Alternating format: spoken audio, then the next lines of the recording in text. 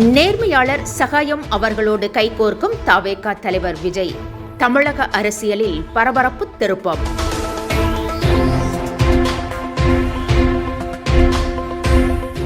இரண்டாயிரத்து 26 சட்டமன்ற தேர்தலில் நடிகர் விஜய் தலைமையிலான தமிழக வெற்றிக் கழகம் 108 இடங்களை கைப்பற்றி 2 முக்கிய திராவிட கட்சிகளையும் பின்னுக்கு தள்ளி முதலிடத்தை பிடித்திருக்கிறது. ஆட்சி அமைக்க இன்னும் 10 இடங்கள் தேவைப்படும் நிலையில் திமுக மற்றும் அதிமுக கூட்டணி கட்சிகளுடன் தீவிர பேச்சுவார்த்தை நடைபெற்று வருவதாக தகவல்கள் வெளியாகியுள்ளன.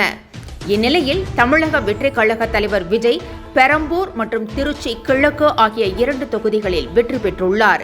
இதில் ஒரு தொகுதியை ராஜினாமா செய்து அந்த இடத்தில் கட்சியின் வலுவான வேட்பாளரை நிறுத்த திட்டமிட்டுள்ளதாக கூறப்படுகிறது.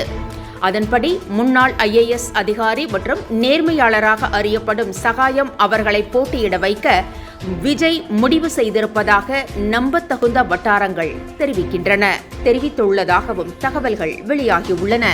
இந்த நிலையில் சகாயம் போன்ற நேர்மையான மற்றும் தமிழ் மக்களின் மீதும் மீனவர்கள் மற்றும் எளிய மக்களின் மீதும் அளப்பரிய அக்கறை கொண்ட நபர் தவேகாவுடன் இணைந்தால் கட்சிக்கு மேலும் பலம் சேர்க்கும் என அரசியல் விமர்சகர்கள் கருத்து தெரிவிக்கின்றனர்.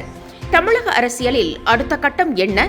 ஆட்சி அமைப்பதில் யார் கைகோர்ப்பார்கள்?